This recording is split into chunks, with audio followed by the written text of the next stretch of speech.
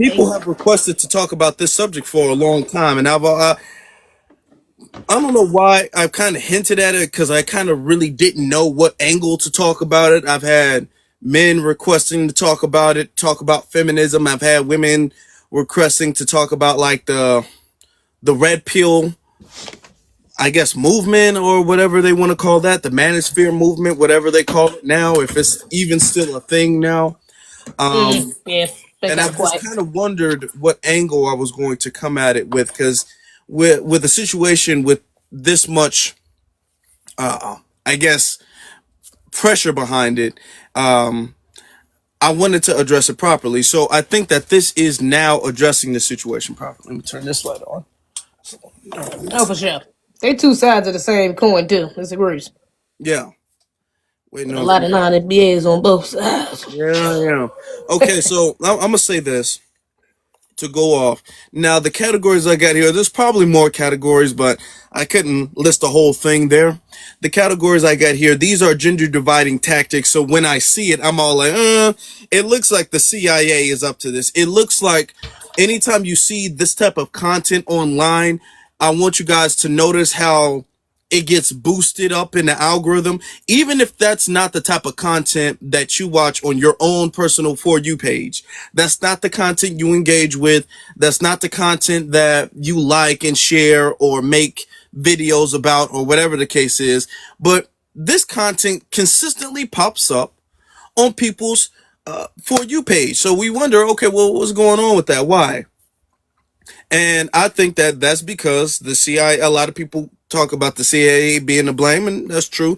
CIA, FBI, whatever letter agency you want to blame for it, they're in charge of it. I think that they boost the algorithms not only on TikTok, but on TikTok, on YouTube, on Twitter, all social media.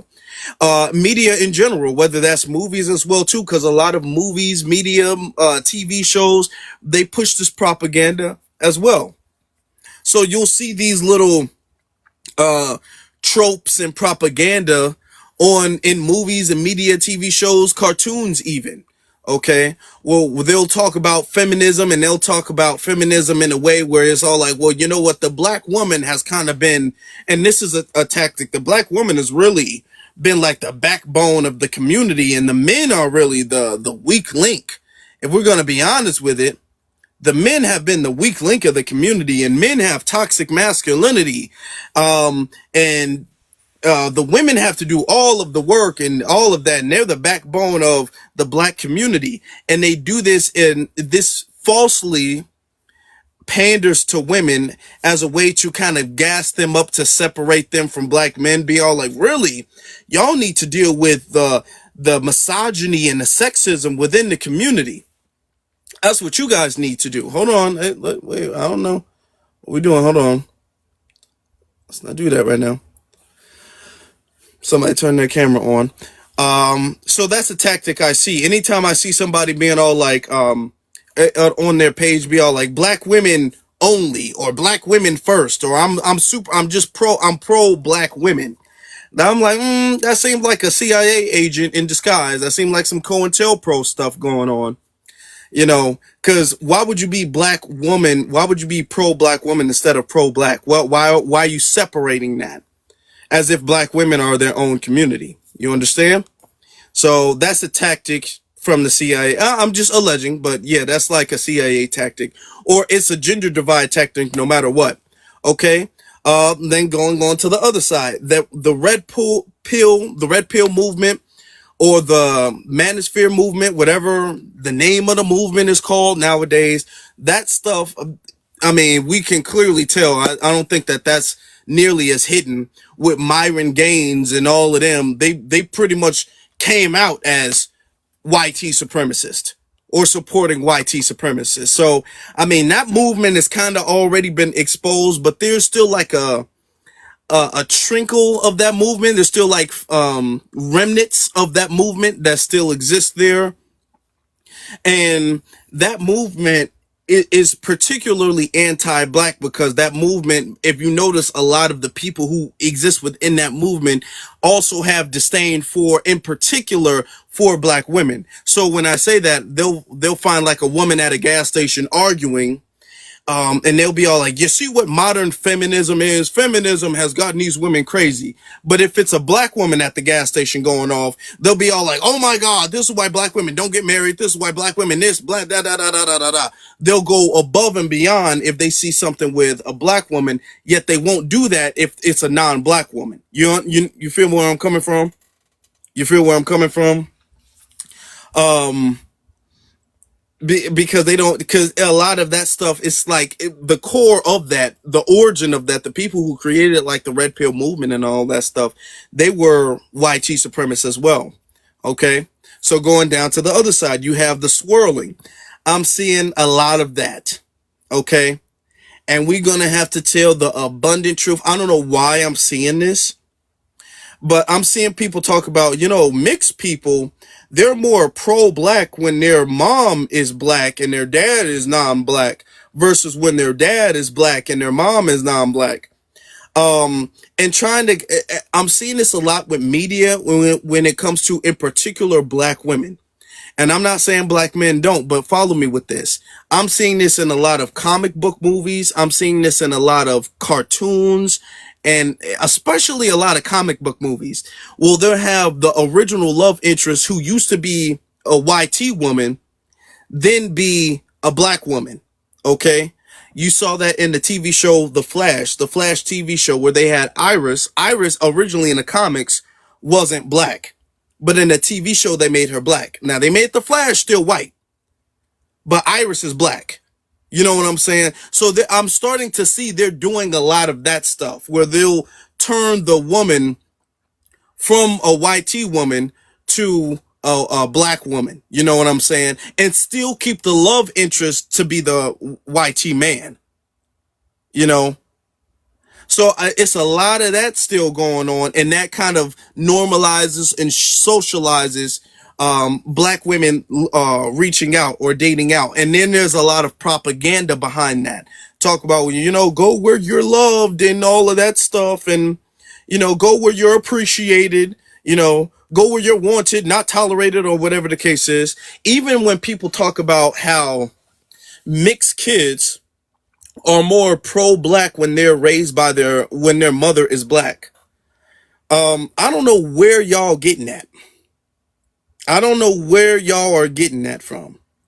I don't know what makes y'all think that a black person who would have a child with a non-black person is going to raise their mixed child to be the next Malcolm X. I don't know where y'all get this concept from.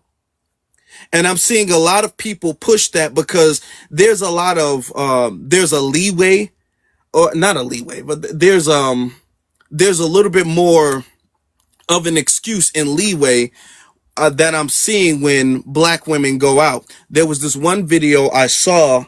It was a former basketball player, WNBA player. And then it was, some other woman. I forgot her name.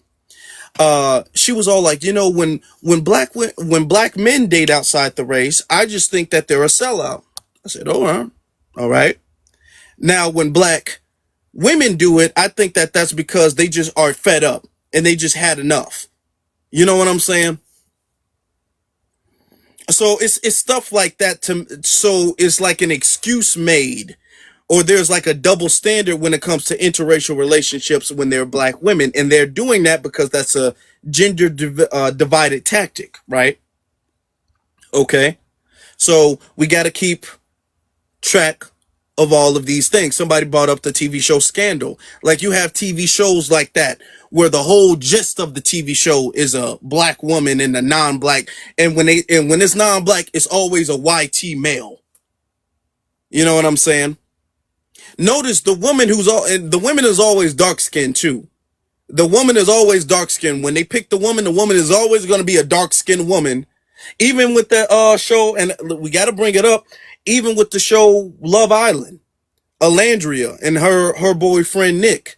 A lot of people are talking about that show. And I think she had an interview where she was all like, "Yeah, me and Nick, and it's good for the world to see a man loving a dark skinned woman out loud, and this is healing the world and stuff." I look like, what? Are you serious? A man that looks like Nick. So even with that, even though I don't even think that's a real relationship. I'm gonna be very honest. I don't believe that that's a real relationship. That's all for show.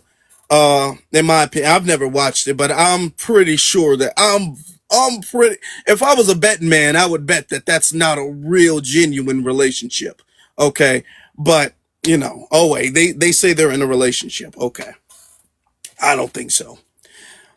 But that gets promoted, okay, to impressionable young black women. And then on the other side, you have the passport bros, and that movement has kind of faded out. That movement's kind of died out. But I think that should be something we should reflect on and talk about, where because this still does exist, where people are like, man, well, you should take your money and then you should find a girlfriend in Brazil because they're more submissive and they're more respectful and they're not uh I guess they're not brainwashed by this Western mentality and they really care about you and they don't care about your money and all of that stuff. And all of the time they do it, they're pretty much tourists that they don't ever actually, they're tricks, really. Let's be honest. The passport bros are tricks. That's what they are. They're just tricks. And they go to foreign countries because they know the dollar stretches when they're outside of America. So they're just tricks. So they're just going there and they're just tricking their money off, which you can do in America. But the thing is that women in America have access to American dollars. Women in Brazil don't have that access. Women in the Philippines don't have that access. $1 to them is like $50. $1 is like $50. So you go over there with $1,000 and you like crazy rich to them. So yeah, they going over there splurging and tricking. That's what they doing. But they're not promoting it like that. They're promoting it as if, oh my God, these women over here, they're just so nice and feminine and friendly and all of that stuff. And they're tricks. But they've been lying about it online. And as you can see, a lot of these gender division tactics, I think, were promoted and maintained by the CIA or the FBI or whatever three-letter agency you want to say, whatever. Okay. But I think we should get stuff started. We're gonna wait for BX is not here yet. Maybe BX is busy doing something, but she will be here when she gets a chance to. So we can get stuff started. If you can start off, I'll give a brief disclaimer, okay, and set the decorum of the room. So just state, if you're over 18, if you're not over 18, then you're gonna have to. You can't join this conversation. But Salute, salute. salute, brother. Hold on for a second. So we're gonna get to the hands. Just state where your ethnicity is from. Just state your ethnic background, where you're from. All right. So let's get to Zizi. Do you have anything you want to add before we move on to the speaker? Oh, of course. Can you hear me? I can. Okay, I don't know. It's kind of sounded like my sound went out for a second, but yeah, you on point. This is absolutely egregious. They are two sides of the same coin, man. Both of them have self-hatred, a level of self-hatred, for them to be dating out. And yes, I have heard that narrative a lot. Sadly, it's a lot of these black feminines that are trying to say like, oh yeah, black women, us dating out is us resting our femininity, and they're going to raise pro-black children and blah, blah, blah, blah, blah. But and to a degree, I can't understand because the mother is the one that passes on the culture. However, if she has a disdain for her culture, if she has a level of self-hatred for herself, she's going to pass that on to her children, point blank, period. And if you're not implementing that with another black person, either way, subconsciously they're going to pick up on that level of self-hatred and lack of unity within the community, regardless. And it's crazy. I just seen this YT lesbian like stud just popped up my timeline, and she was a YT. She was a half breed. She was half. Her mother was black, but she was talking about how her mother would literally pick at her all the time. She was jealous that she was like YT passing. She would talk about comparing their skin tones all the time and how lucky she was to have this YT uh, look, and that she was so disappointed in her for wanting to connect with her blackness, because it was like, girl, you gotta pass out. You're YT passing. Why would you even want to identify with your black side? And I don't want to. So this is a problem, even for the children of those with black mothers. I do think there is. Why I feel like you can tell the ones they have YT mothers because of, again, the culture, but also that doesn't neglect the fact that a lot of these women still have self-hatred within them, because point blank period, the most pro-black thing you can do is be with another black person. That's just period. So I don't excuse that for anybody. I don't give a damn how pro-black you say you are, how conscious you think you are. There's no way you can actually be that and not be with another black person. Just period. Even if you're gonna do a non-FBA, it's black people all around the world. But honestly, you should keep it in your group. Keep it in the group, because these bad ethnics be going insane. I just realized Tiana Taylor was a bad ethnic. She was in that goddamn One Battle After Another movie, bedwenching like crazy. That was insane. So yeah, keep it in the family. But I digress. The point is, these people that date out, especially the ones that date YTs, have a level of self-hatred. They have a disdain for the other gender, for themselves, for their people, and it always comes out in one way, shape, or form. All right.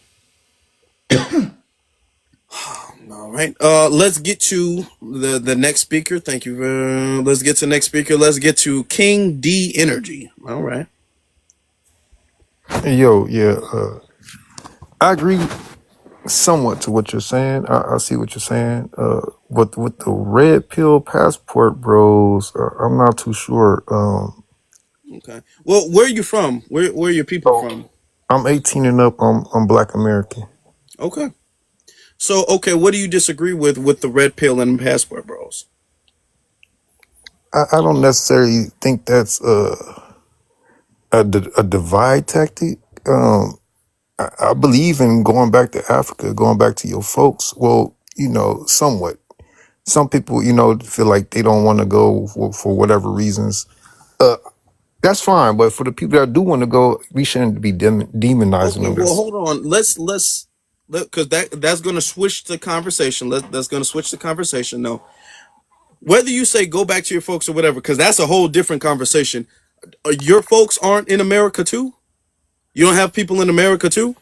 I know for a fact my people came off the boat, Jamestown, so I Okay, can't well, say everybody but did that. even still, if your people came off the boat, you're not the only one. You didn't come by yourself, so your people still live in America.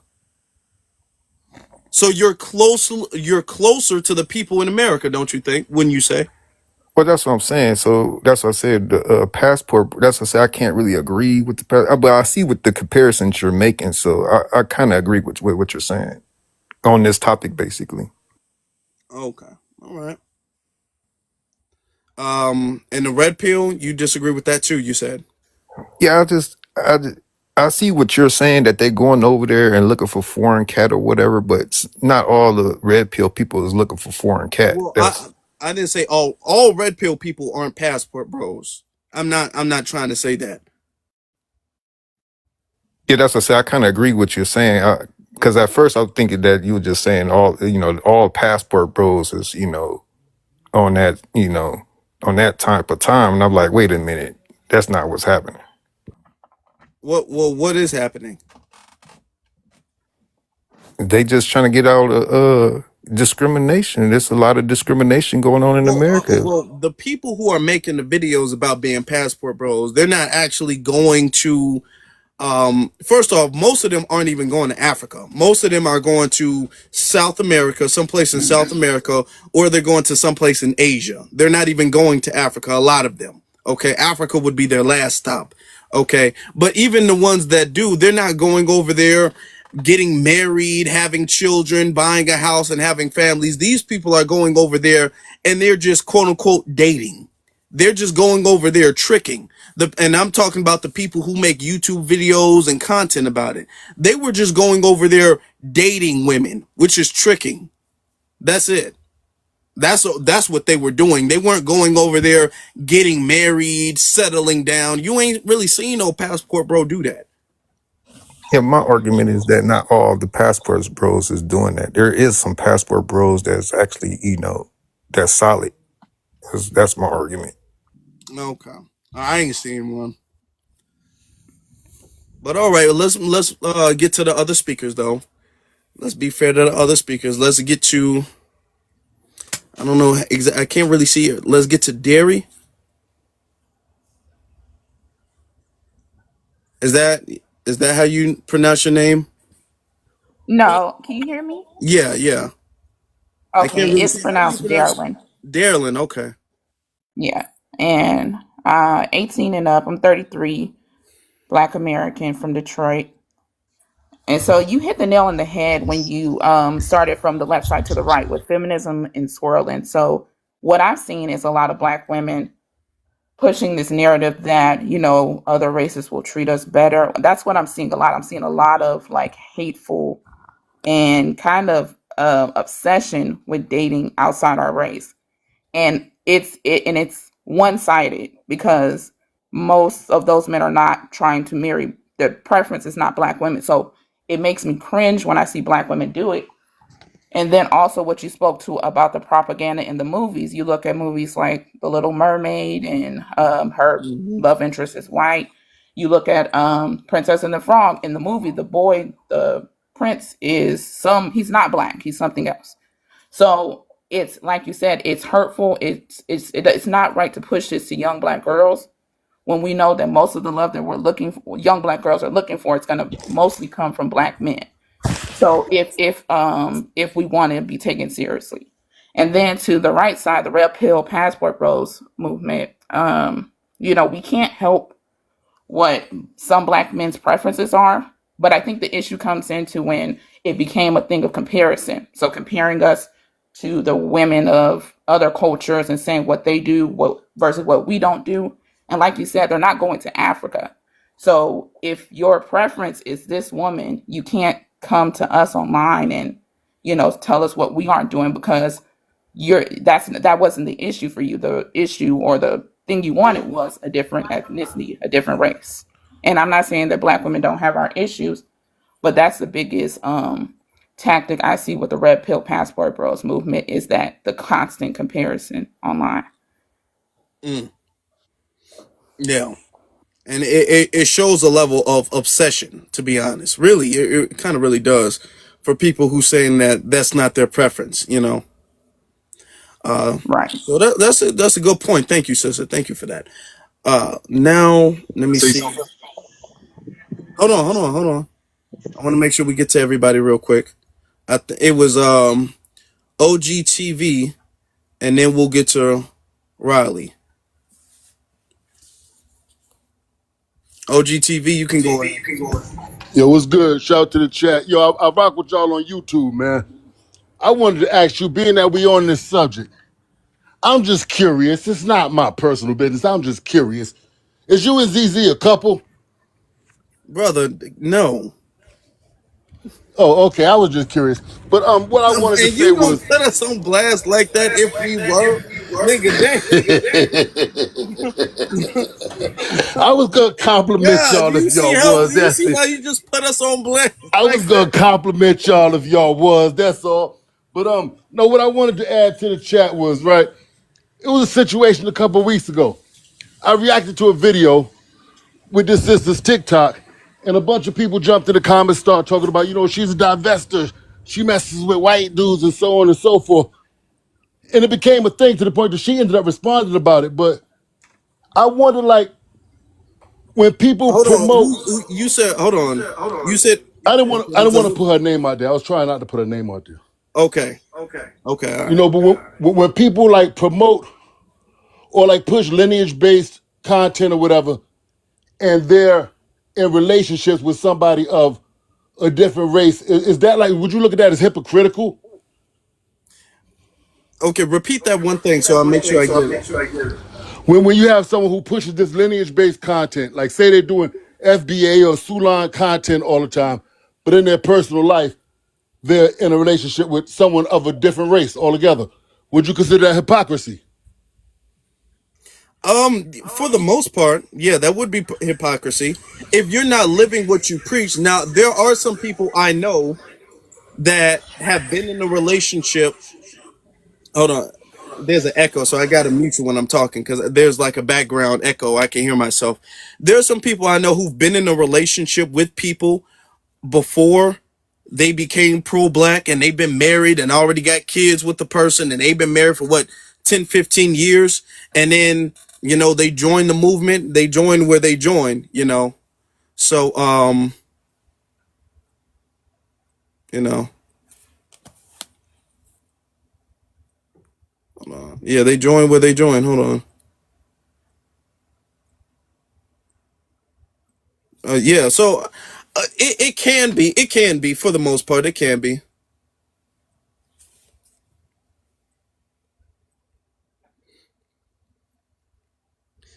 Yeah. Okay, what are you referring to? A particular person? You can unmute yourself. For no, not just the topic in general.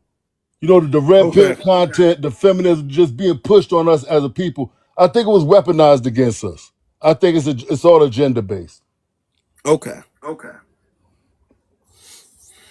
Because at the end of the day, you got men who's trash and you got women who's trash, and both talking points, it relates to half the people on both sides. So like, what's the point? Yeah. Interesting point.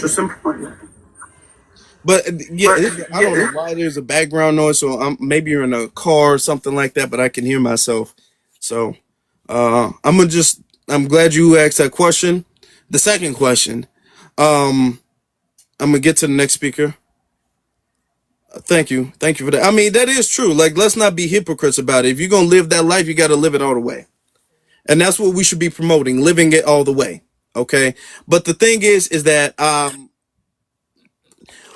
had a speaker on. That's what you heard. oh, okay. What your personal life? The thing.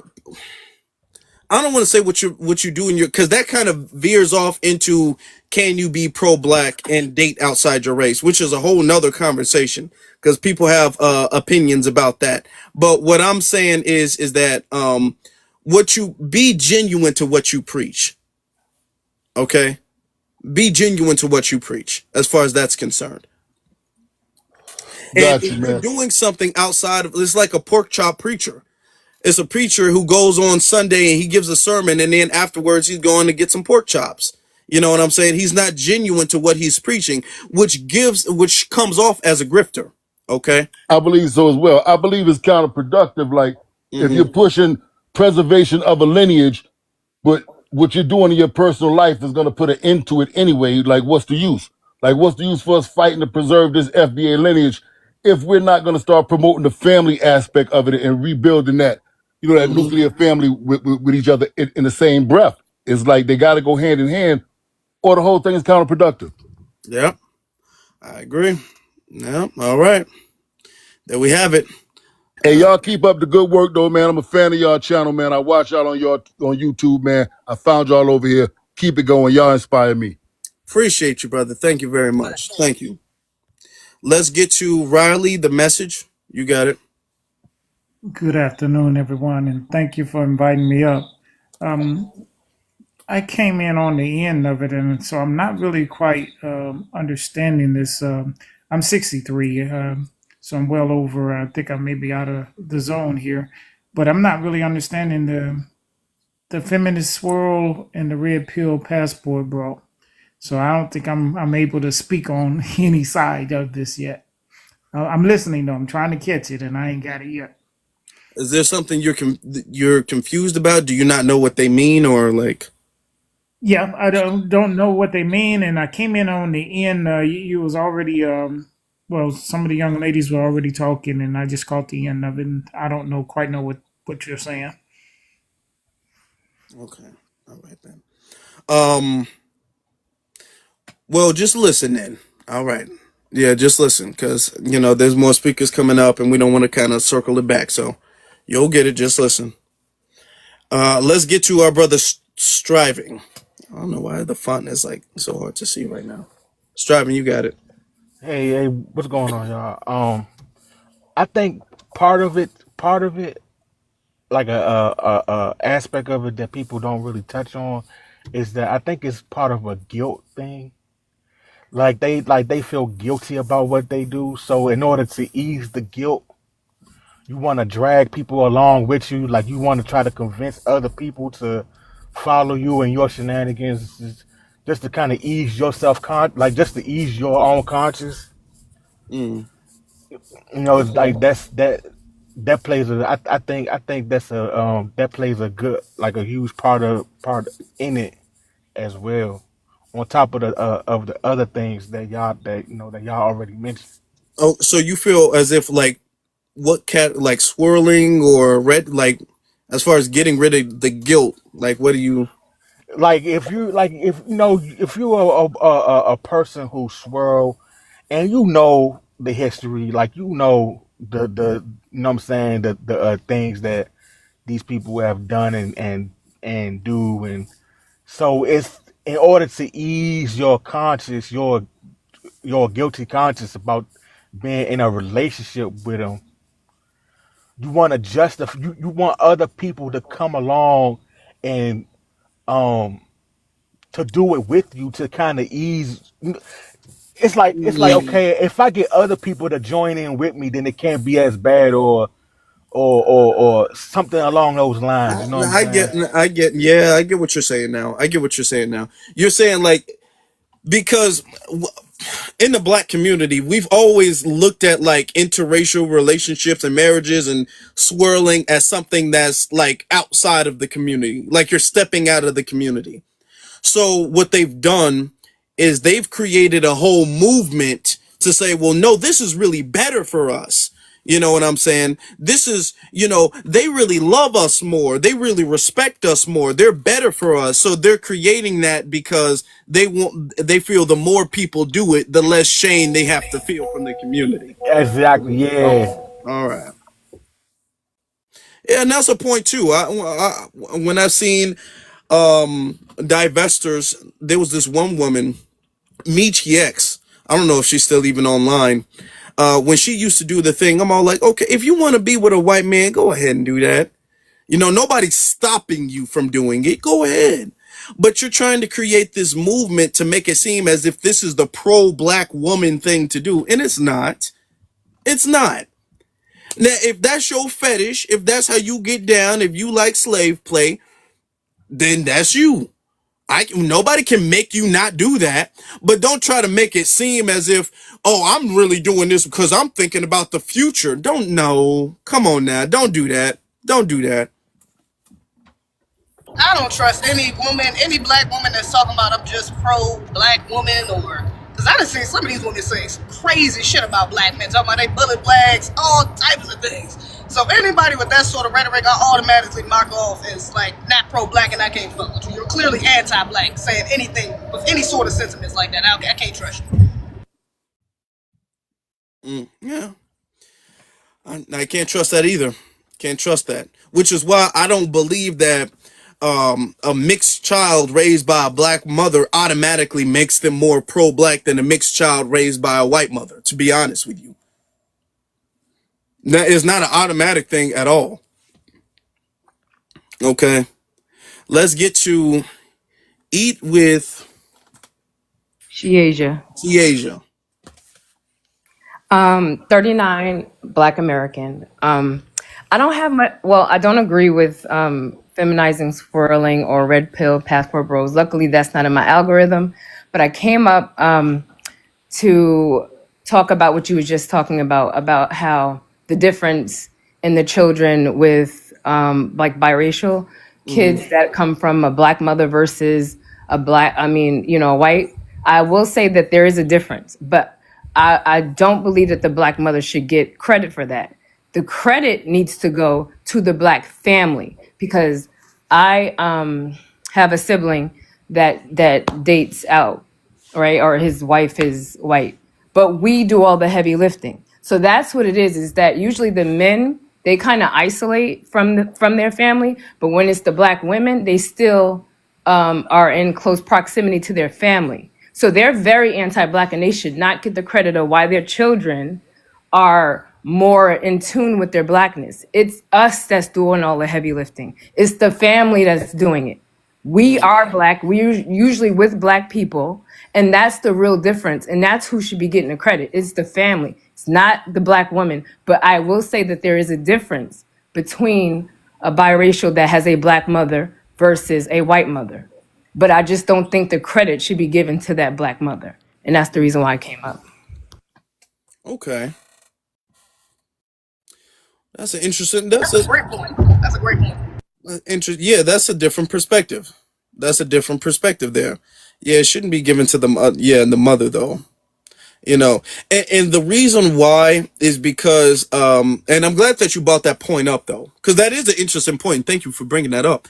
Is because there's a narrative that like I don't know what it is, but they've made it seem like the super pro black woman can be with a non-black or white T man, but the a pro black man can't. Like he's undercover. There was this one TV, and I'm gonna bring this up. There was this one TV show. It was a Netflix show, I think it was, called Dear White People. If you guys remember that, do you guys remember the woman?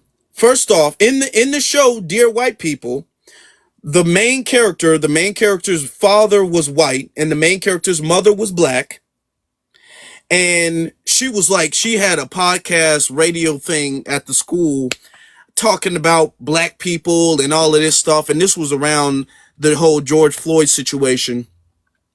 And she's like fighting off this crush that she has with this white boy. And, you know, it's a whole lot. And then this white boy is sleeping with a whole bunch of black girls and stuff like that. Like he out there just every single black girl has got this big crush on him and all of it. I'm like, well, okay, what is going on with this? You know what I'm saying? And she's still talking against racism, but she's in bed with old boy. And people are making it seem like you can kind of do both or whatever the case is. And like it's a weird thing. And it becomes it's almost as if your pro blackness is really performative. It's not genuine. You know what I'm saying? So yeah, we gotta really nip that in the bud. I think these people have really perverted our like the love that we have for our women. So and because we love our mothers and we love our women who you know what I'm saying who hold us down through tough situations, they understand that black women have a certain place in our collective conscious. You know what I'm saying? Like black women have an honorable place in our you know what I'm saying, and how we feel as a as a whole. So they use that like Hollywood, like they pervert that and to hold on, excuse me. They pervert that with the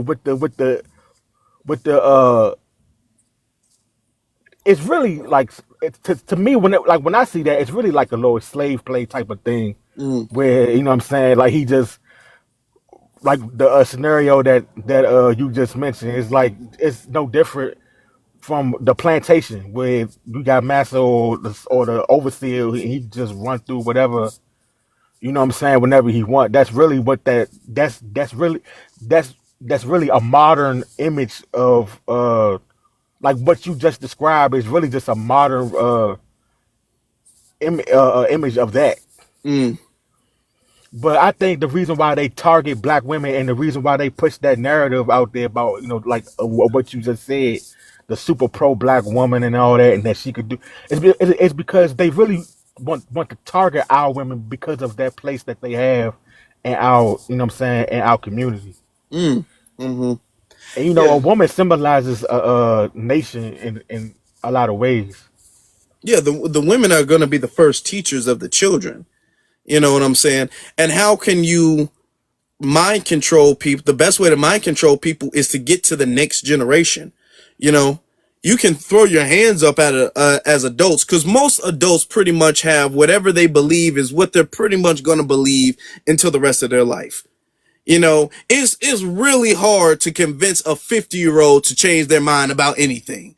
Their principles, all of that stuff is kind of locked in. Even younger than that. Once you reach really the age of like 25, for the most part, your principles in life is pretty much solidified. There's changes that can be done, don't get me wrong, but for the most part, your principles are there's not too many changes. And the older you get, the less likely you are to really change as a person. So the best idea is to get to the youth. So you got to get to the youth by having the mother teach the youth, because you don't have access to directly teach them, so you're going to indirectly teach them by pushing the propaganda on the mother, who's going to bring them up in the environment that you choose for them to be brought up in. You understand what I'm saying? Okay, because it's real easy to groom and to manipulate and mold children to believe what you want to believe than it is to adults. So if you have children believing like, hey, all of this black love and stuff like that, that doesn't even really matter. Oh, that's going to be really easy to manipulate and to control the community.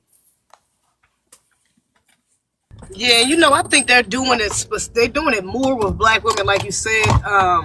Also because we seen this, they had it in cartoons. It's black women with white men on cartoons, on TV shows, on commercials, movies. You just named a couple: How to Get Away with Murder, Scandal. There's a bunch of them where it's surrounded around a black woman with a white tea man or a white tea party. Because some of these shows got they with a white woman too. But I think that's also because black women, or women in general, are more consumers of media, more specifically like love shows or dramas or romance movies. That's something that's really directed towards women, and women consume more. So when you have that, it's easier for us to, and especially with the mindset of these black women that think that it's a difference between black men dating out and black women dating out. It's easier to cater to that group, because we're going to go see it anyways because it's a romance. We want to see something. But if you put a white tea man in it for some of these beverages, some of these women some of these feminists, that's something that's feeding into their narrative. But when it's the other way around, when it's a black man and a white tea woman, now you got women going against black women who don't see it as the same as, oh no, I don't want to see, he's a sellout. We're not going to go support that. So it's easier to cater to that audience rather than, the other side. And nigga, I'm not driving. Please relax. If I was driving, TikTok would have been took my ass down. I'm riding. Hello. I'm not even on the right side of the car. Y'all relax. Yeah, they are. Y'all kind of like, clearly, come on now. Yeah, I but agree with but that. yeah, she makes a good point. Yeah, she does make a good point. That what you said, that just hit the nail on the head when you said where women are consumers of all of that romantic content. So again, it's easier to attack women, to go after women in a certain type of way, because we're going to be consuming that. And then also it's the feeling of, black women statistically being like the least desirable. So when we see some women, black women, when they see the white men, okay, the white man can have it, the black man can too, but you know what I'm saying? Like the white man, he can have a white woman, Spanish woman, and he's not going to get any flack from it. So if he's picking me, that makes black women, that feels some kind of fantasy in their head, like, oh, so I must be desirable because see, the white man's picking me. He didn't even have to choose me. I think that feeds into that too. I think that anybody that dates out is anti-black, period, and you can't convince me no other way. I feel like if you date outside, you basically gave up and you're weak, and I just think that you're anti-black. I don't believe that you're going to ever teach your kid anything good about being black, because if you thought anything about being black was so good that you would want to see more of being black, but instead you don't. So I don't believe anybody that dates outside, man or woman, and I don't believe there's a difference, because that's the thing that I don't like about when women do it versus when men do it, because women make the excuse of they're not being picked, and hypergamy and all the rest of that, all the other excuses they want to come up with. I feel like when there's no excuse for you to be dating out, you can find you a black man. A lot of the times and this comes to both genders, that when they want to date out, they'll be all loud about what black men or black women are doing wrong. But then when they get into those interracial relationships, They're very quiet when they're doing the same exact thing that those other races do to the same as black people. So I just look at it as you're anti-black and weak. Mm. Yeah, let's be honest. I mean, all of it, the core of it all is really like a Stockholm syndrome thing. Let's just be real with it. It really is. I don't know. I don't know if TikTok is really tripping. It was tripping, yeah, the other day a lot, where it was bringing people on and kicking people off and doing all of that stuff. It was tripping a lot, but so I'm bringing people on, but it's automatically kicking them off. I want you guys to know I'm not doing that. It's not me kicking you guys off. It's, I guess, the app or whatever the case is kicking you off. But yeah, we can talk about, and another thing when we talk about that, a lot of that is we can talk about that with politics. A lot of people make commentary talking about how Obama, which I do agree with, Obama wouldn't have been elected, or at least he wouldn't have been nearly as supported if he was with a non-black woman. Okay, and Obama needed Michelle to get the support from the black community. If Obama came out there with some Karen White, if he came out there with some Becky Susan, if he came out there with one of them, it would have been an absolute no. People would have saw through Obama right then and there. People, even if there was going to be support, because I think there would be some support, but there would not nearly have been enough support, and he more than likely wouldn't have won, especially 2 terms. More than likely he wouldn't have. But then I saw the same people make that comment, and when it came to black women in politics who are with non-black men, who are with white T men, they don't have that same energy. We can look at the situation with Kamala Harris, even though she's not black at all, but the narrative was that she was a black woman who's with an obvious non-black man, who's with a white T man, and he happens to be in a small hat community as well too. And people didn't have that same energy. Even Ketanji Brown Jackson. Ketanji Brown Jackson's not with a black man. Ketanji Brown Jackson is with a white T man. And people are like, well, that's her business. And I remember somebody said this on YouTube. Somebody said this. He was all like, well, they gotta be with white men because it was a dude. He was pandering real heavy. He was like, they gotta be with white men because black men haven't learned to appreciate the black woman's chocolate and their mocha goodness, and he was caramel delight, and he was just going above. I forgot his name. Was it Michael Dyson? Michael Dyson. Yes, Yeah. Michael Dyson. Michael Dyson was sitting up there like, well, you're mad at her for being with a white man, but the only reason she's with him is because the black man hasn't really learned to appreciate the black woman's beauty and her chocolate richness and her mocha goodness and her vanilla creaminess. He just went on picking flavors and shit. It was some like, he just picked a bunch of different flavors, and it was a weird thing, but he did. And I'm all like, okay, let's stop doing that. We gotta stop doing that. Okay. Where we give them a pass by saying, well, it's the black man's fault that she left the community. Now, when a man leaves the community, when a brother leaves the community, it's his fault. But when she leaves the community, they say it's the black man's fault. Come on now. Come on. Y'all left because you wanted to leave. Let's just put it out there. You left because you wanted to leave. That's why. It ain't because I was respected more on the other side, because you weren't. You weren't appreciated more on the other side. You weren't. Okay, you weren't desired more on the other side. You weren't. You wanted to leave. Be an adult and tell the truth about that. But he was going on and on. Then he wound up being in some white woman's DMs talking about we look good together and all. He got exposed later on. What was it? Nancy Mace. He was in Nancy Mace's Twitter DMs talking about we look good in these pictures. He was hitting on Nancy Mace. Oh, that was yeah. So yeah, don't believe any of those simps. Don't believe them. No. Okay. Yeah, yeah, I that shit was funny though. I'm convinced black men like Dr. Umar who are so obsessed with pushing to date black women don't really want to be with black women. It's one thing to promote black love, that's okay, and get in a relationship because to me that's the most pro-black thing you can do is marry and procreate with a black woman or a black man. But when you're sitting up here like Dr. Umar and chastising black men for dating outside their race, it's like you're not helping black women any. We don't need you to beg black men to date black women. You're not helping us. And I know he probably got a snow bunny somewhere because you're not gonna act like this if you're not pining for him. It just doesn't make sense. I cannot push back on that Yeah. because I disagree, and this is That's the why. best deals online. Wait, there's tips. Oh no, no, we don't do advertisement. We ain't getting paid for that. I want to push He's back. trying to promote Black Friday deals. No. Go ahead, sister. Go ahead.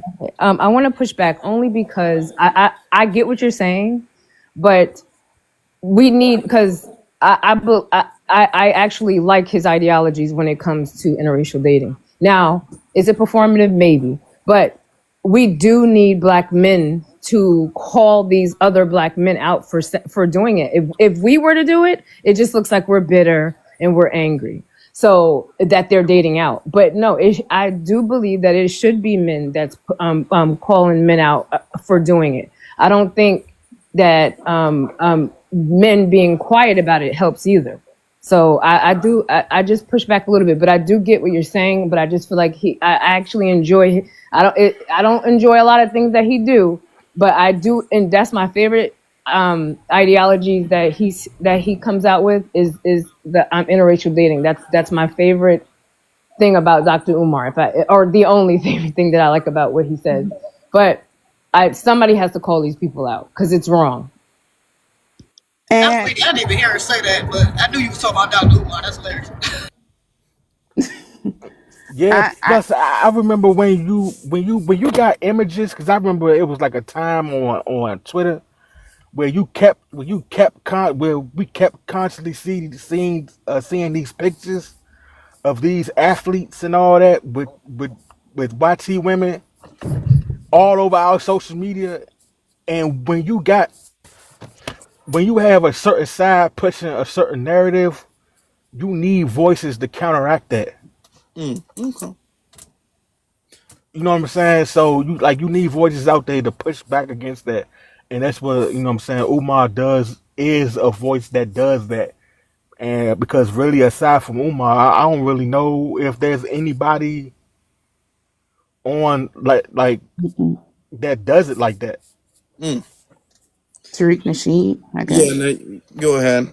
I will say, here's the thing. Here's the thing. When you do it too much, it becomes a deterrent. When you do it too much, Yeah.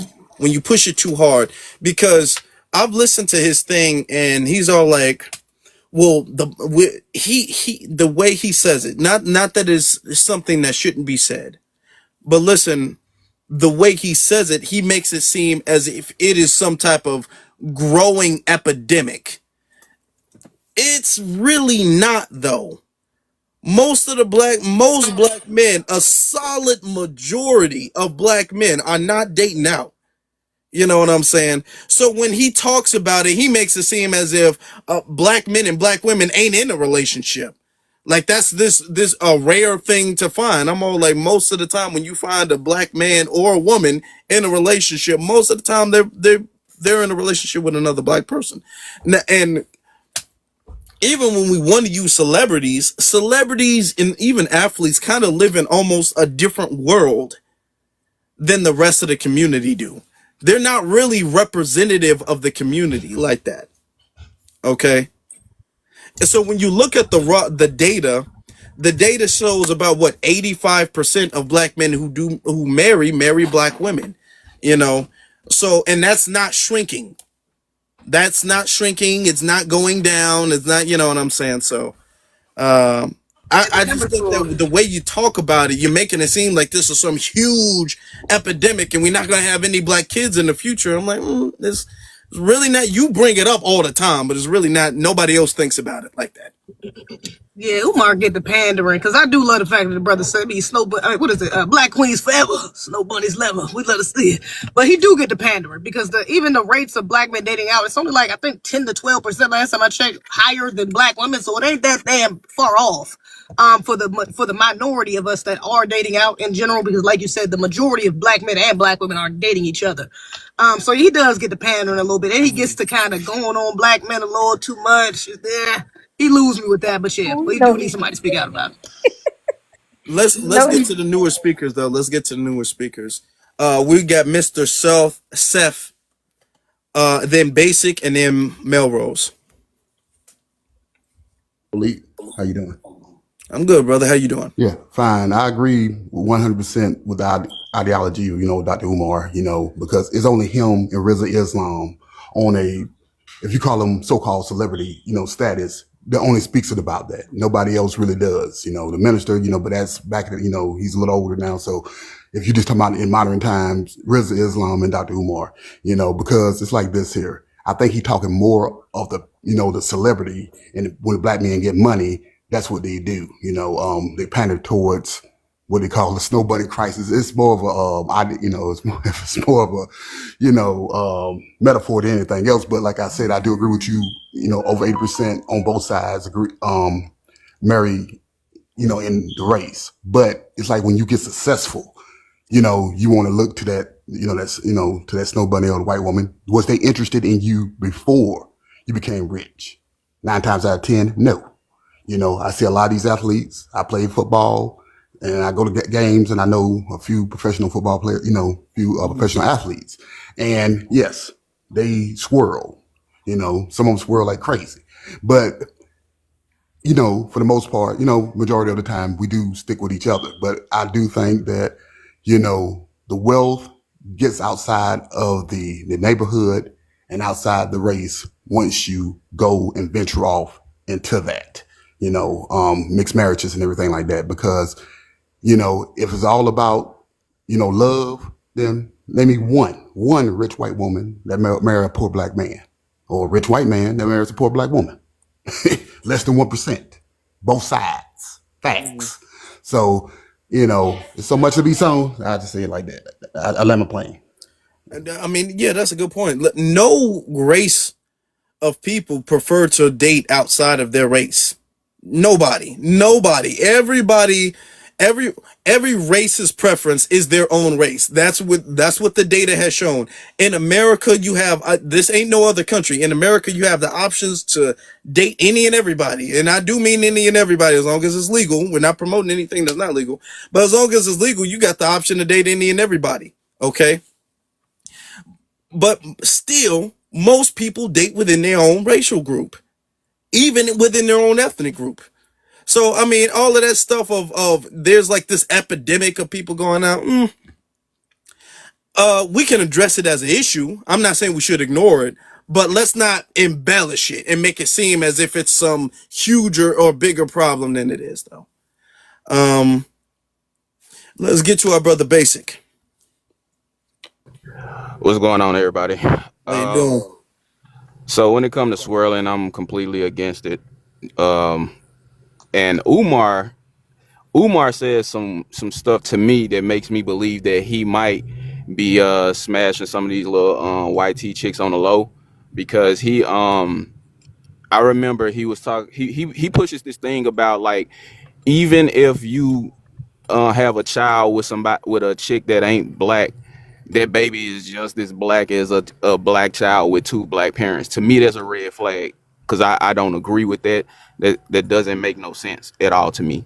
Because you got a lot of these people with a YT parent, and they YT passing, you know what I'm saying? And they think differently than us and all that, you know what I'm saying? But there's a whole nother subject. And also, there was recently he said something about people with one black parent and a parent of another race deal with more oppression than black people with 2 black parents. He said that recently.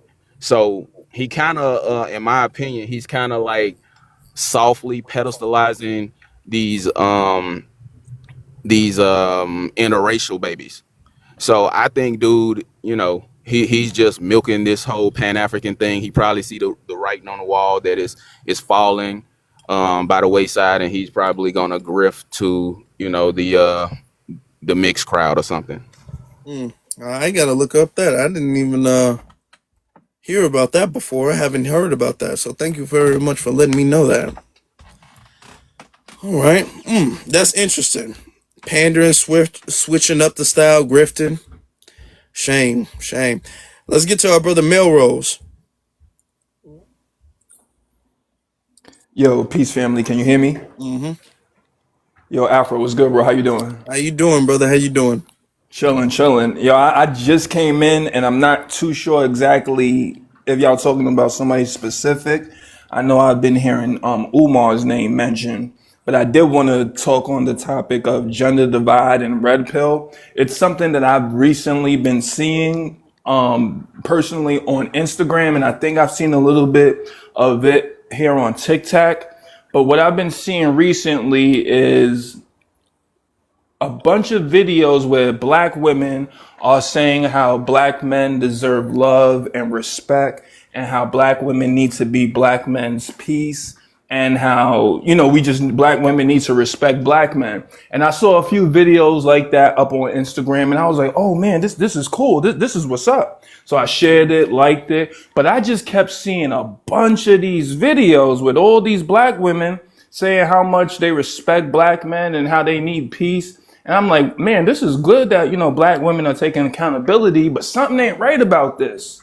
And basically what happened was I saw like another video, same thing, black woman with the same rhetoric.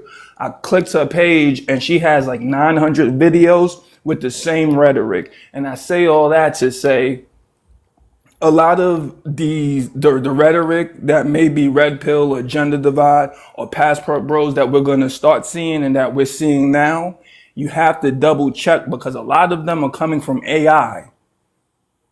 A lot of these videos, because I'm not sure exactly I just came in and I've been hearing Umar's name, and I know we would all agree that Umar does pander, but a lot of the pandering and then also a lot of the gender divide type of conversations, that's going to start coming from AI.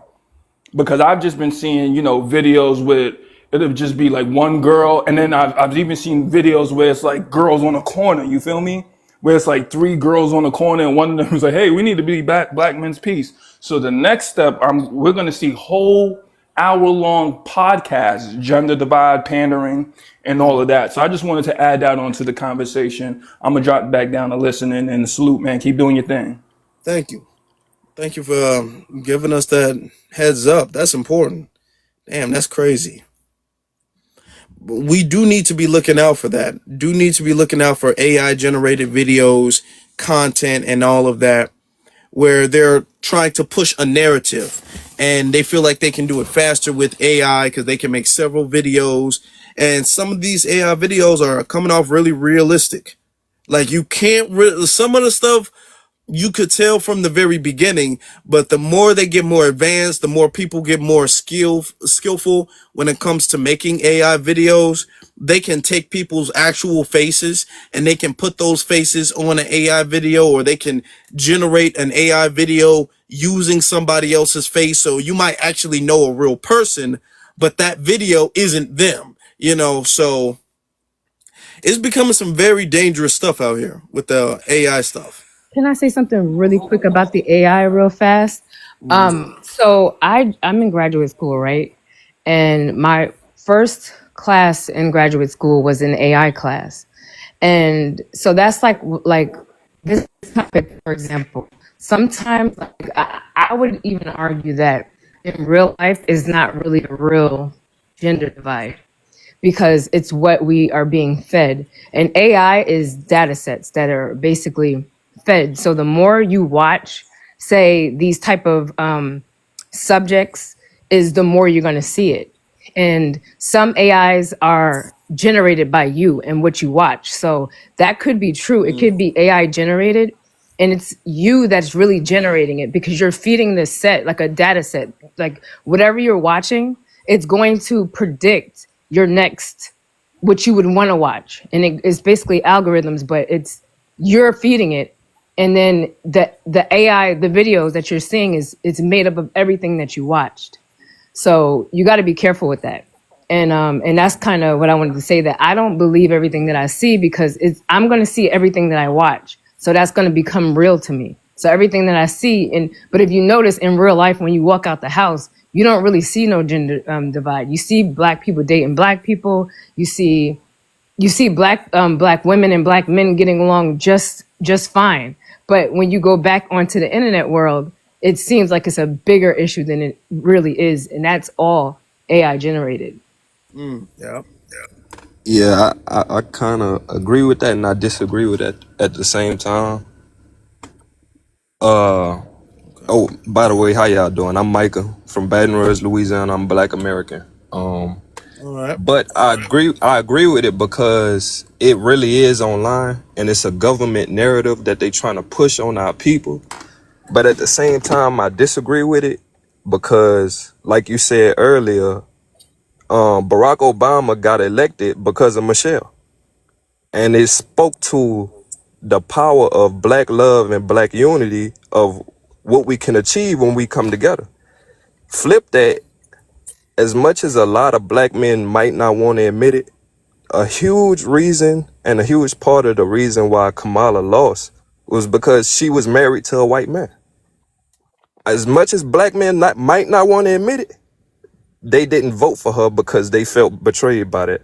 And then it didn't help that a lot of black women piggybacked on her being married to a white man and said, oh, maybe she tried the black men, it just didn't work out. You know, the usual rhetoric. So I think it's very real life consequences that comes with this red pill and this feminism swirling stuff. And we see it all the time, you know.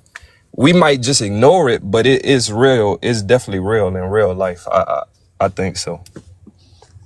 Yeah. Yeah, that's Because true. people was Well, making videos way before AI, so it's not all AI. yeah, that's true. This is it's been a thing. It's been a tactic for a long time. It's in movies, TV shows, all that. I will add though, now Kamala dating a white or being in a marriage with a white man didn't help her case, but she's Indian, so that's just she's an Indian woman, so Yeah, I mean, I think she Indian, but you know, And with bro, these new politics we in, everybody black. So it was black women who also wasn't feeling her being with a white man neither though. I wasn't feeling her, period. It just her just claiming to be, I don't know if she claimed to be a black woman or people just put that on her, but I didn't view her as a black woman. So like you said, if she was with a white man, it didn't make a difference to me because I don't view her as black. But I didn't know that might have been the reasoning for black men not voting for her. I thought what I mostly heard was black men saying, I'm not voting for a woman, regardless of the race. I didn't. Well, there were some black men who said that, but I saw some. Most of the black men I saw who didn't like her were gave legit, because I didn't vote for her either, and I didn't like her either. But I ain't liked her since way before she ran. It wasn't no sudden thing. But let's be honest, I think a lot of black men looked at her and her what she's done, her history and all that, and then they said, "Nah, I'm cool." I think a lot of black men was on that type of page. When it comes to voting for a woman, I think that they would have if she was different. If I think, for instance, for an example, I think that if it was, let's see, I'm trying to think of like a black woman in politics that black men respect like that. Um, okay, let's say this is back in 2010, and let's say Michelle Obama ran back in 2010. I think black men would have supported that if Michelle ran. Yeah, in 2010, yeah, I think this gender war wasn't so heavy. Then yeah, for sure, I think they would have voted for her. I Hmm. can see your point with that.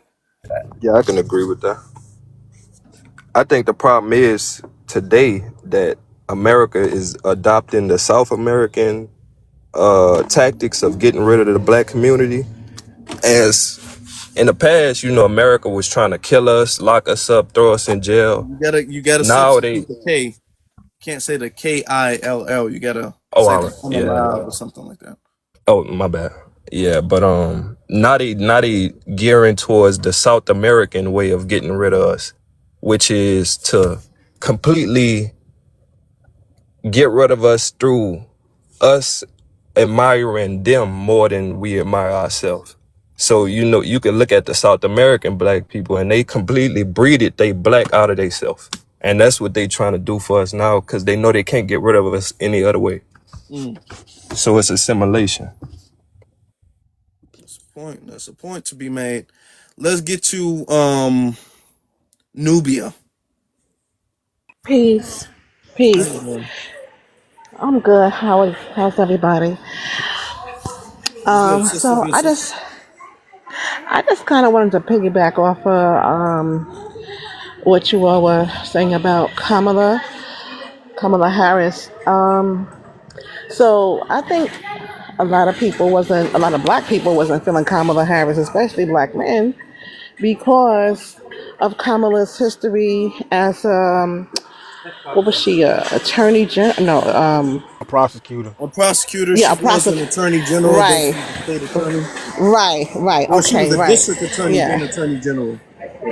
right. And so she was foul. She was foul. I did a lot of research on her myself, and yeah, she did a lot. She's not for black people. She's just not. She never has been for black people. The fact that she never had any children but married a white man and raised his children, that says a lot as well. The gender divide, it's a real thing in real life and on the internet. But I think the internet has made it worse because a lot of us are on the internet and we get these ideas in our heads about the opposite sex, and we've allowed the negativity and a few sour people, angry people, disgruntled people to put all their ideas out there about how the opposite sexes, the black woman or the black man, put their grievances out there.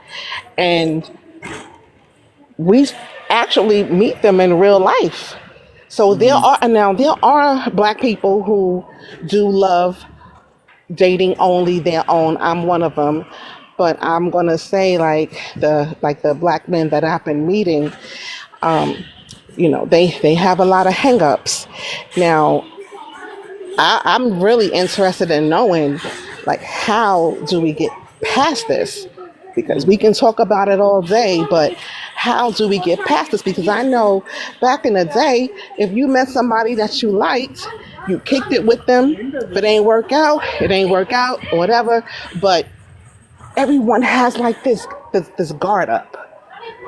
Well, not everyone, but a lot of black men and women have this guard up. A lot of people are claiming that they're so happy being single. Okay, I get it. To a point, yes, but is that the goal, to stay single forever? So I just want to know, where does the real conversation come in? Because I think that underneath all of this anger, all of this having a guard up, all of this the rhetoric that we put out there, do we forget that we're human, that we make mistakes, that life goes on and you want to better yourself, but there are black men that bash black women for wanting better. Like, Hmm. if she was married already or she already had children when she was a teenager and now she's saying she wants a good man. Well, why is that wrong? Yeah. Why is that wrong? In your growth and development, why do these black men see this as being something wrong? Oh, now you want a good black man. And then you Hmm. got it from the other side where black women are saying, well, these black men, now they looking for a nurse. They're looking for a maid when they're older and they can't do anything for themselves. Come on. When do we stop it? When do we bring back the love? When do we bring back the respect? And how? How do we foster healthy relationships between each other? That's my question. I think Wait, hold Answer on. that, Let me but hold respond to on. this. I gotta get up off him. Yeah, I Yeah, gotta get up off him. Already at work. But I do want to respond to the sister because I do to a degree, agree with what you're saying. However, we do have to be honest about the privilege black women have had. Oprah been on the years, was on the news, on the air for years, talking down on black men, promoting a bunch of feminist propaganda. Even Ayanna Van Zant was promoting that bullshit for a while. She had to come out and correct herself because when sisters like Shahrazad Ali came out to hold black women accountable, she got a lot of pushback. So black women have been pedestalized and have had louder voices about their issues with black men than black men have with black women. So we do have to be honest about that as well. And black women have to be held accountable for our egregious decisions because some of us, yeah, you made egregious at 16, but you might have made another one at 32 and then another one at 35. And now at 40, you like, well, now I want a good man and I'm in my feminine and now I'm ready. So we got to be honest about our own mistakes. I digress.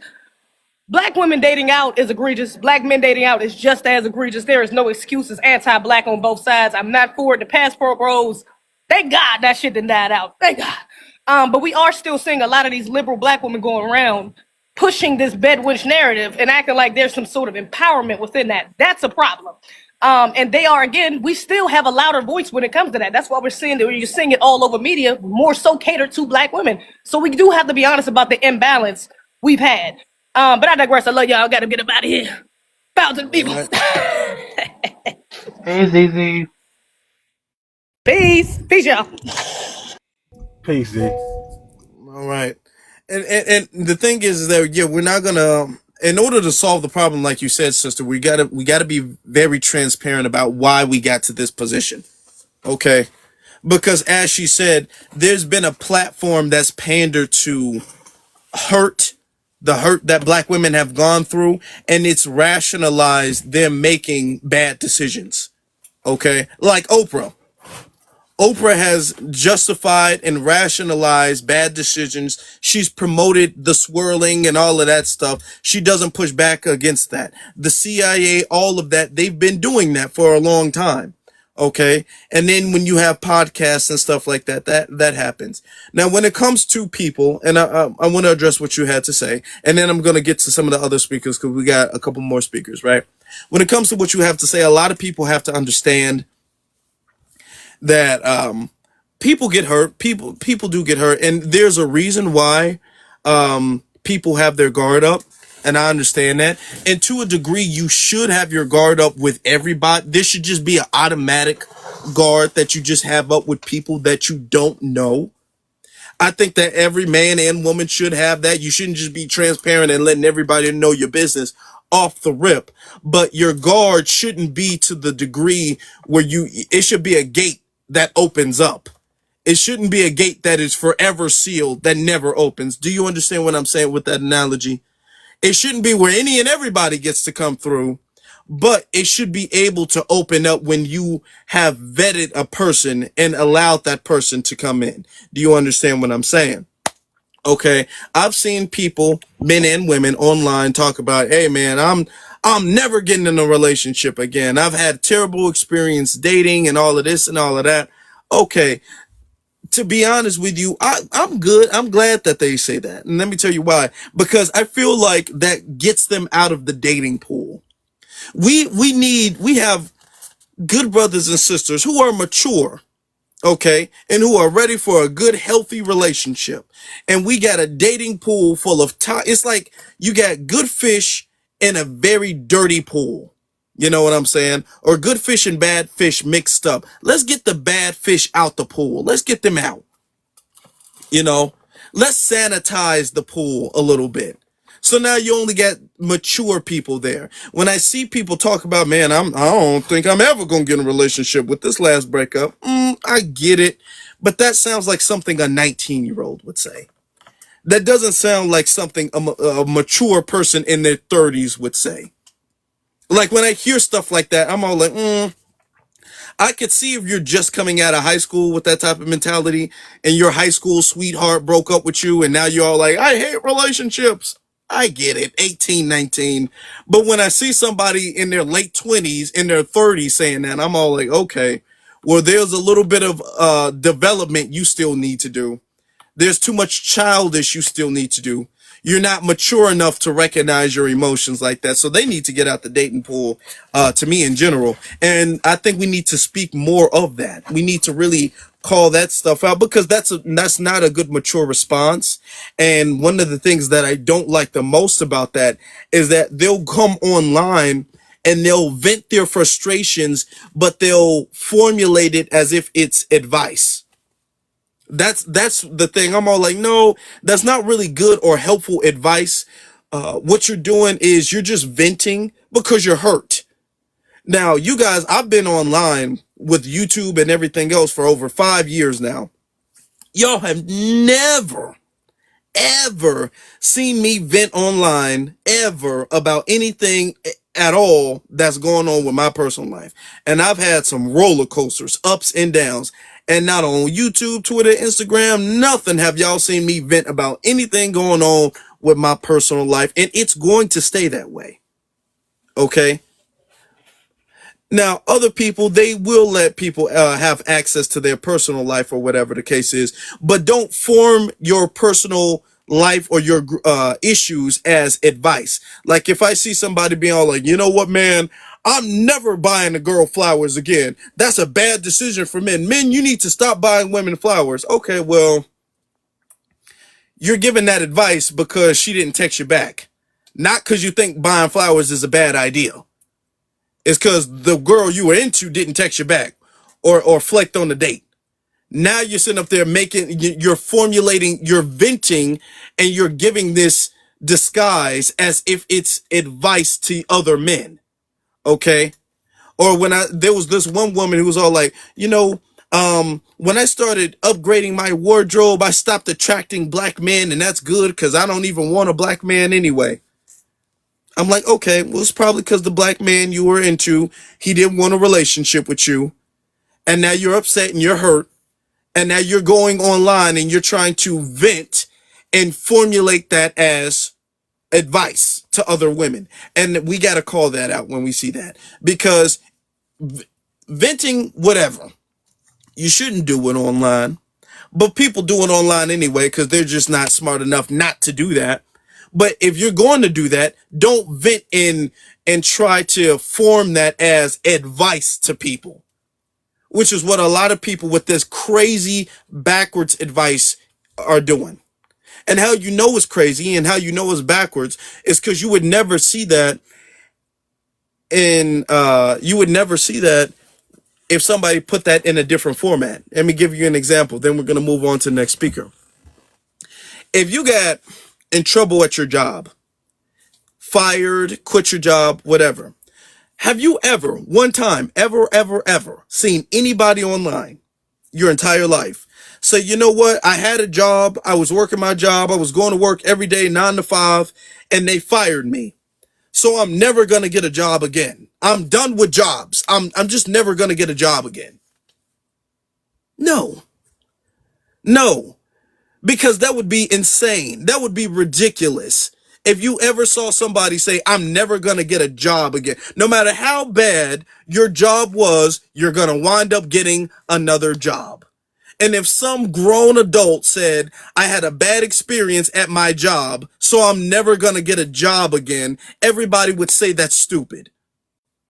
But you got people saying that about relationships. I had a bad experience with this one relationship. I'm going to stay single forever. I'm going to be a single 80-year-old person. Okay. Come on. That's just as immature of saying I'm never going to work again. Come on. But I want to be fair to the speakers. I want to let y'all say what y'all got to say. I know y'all want to weigh in, so we're going to get to my brother, King Vegeta. Peace. I think what Zay said was spot on, basically. How everything was pandered to black women, and it's time. I'm so glad that she said it rather than that I said it, coming from a black man.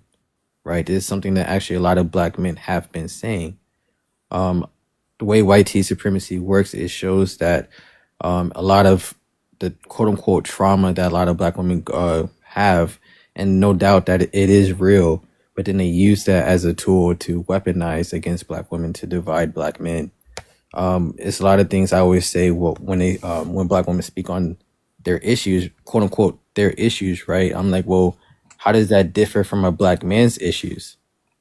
And then all of a sudden, there's like a big question mark and like a big pause, and then we kind of have to like get into it because for some reason, somehow, some way, black women think that black men have some kind of tie with white supremacy, and like, as if we are on that kind of same pedestal, and we always have been, as if we weren't in the same plantations with you, as if they didn't do bug breaking or anything like that on us as well, or even just the pain shifts that we as black men have gone through and what we have contributed to along with the black community. It just seems like a big skip, and the only thing that black women seem to understand is what they have contributed to the black community. And I don't know why that is, but that's what I am witnessing. And what I'm also witnessing when it comes to this feminism thing is that somehow it's empowering to not date a black man, and that's what I find really disheartening, and I find really disrespectful. And people know how I get when it comes to these. I'll use a nicer term, bed warmers, right? And it's because those are the lowest of the low. Even when it came to the plantations, they were actually the one. They were one of the spies. They were the ones also owning one of the slaves and stuff and things like that, and also having secret ballroom dancing and things like that. So when it comes to the black women, they always had these kind of ties when it comes to white supremacy and basically the white men.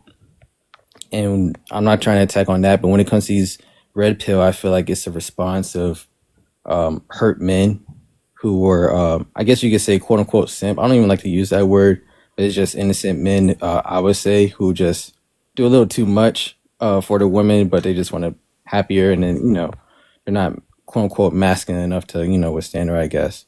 But that's everyone's opinion on how they go about their relationships, on how to handle things.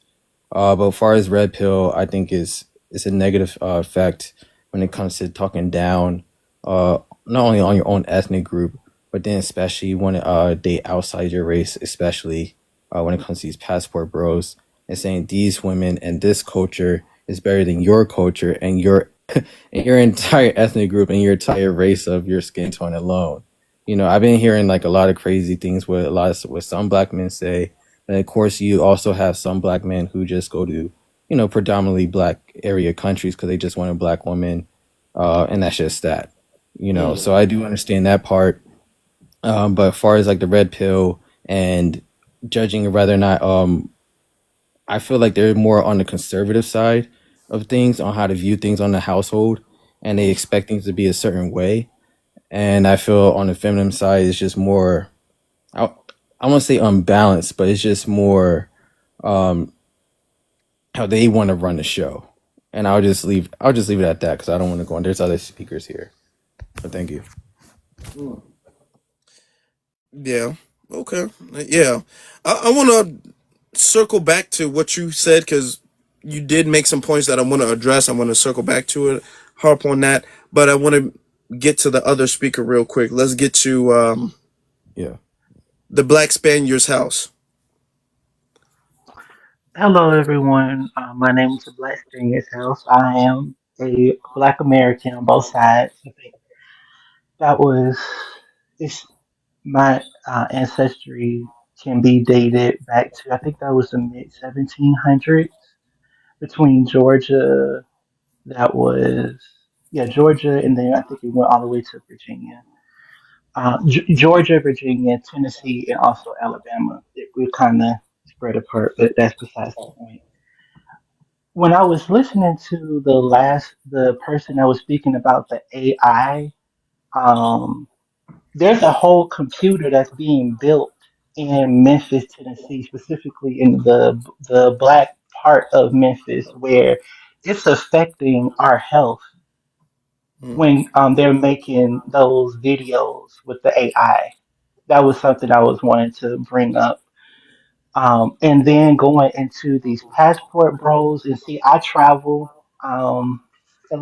I guess I would say a little bit extensively, but that's another conversation. But and I have met some of these guys, and they are just um, they need a lot of therapy because some of the stuff that they just spew, it just blows my mind. And I just won't even case this only say it's black men, it's also women as well. That I feel like it's therapy that we need as a collective of as black Americans that we need to have. Mm. Um, that's my main thing.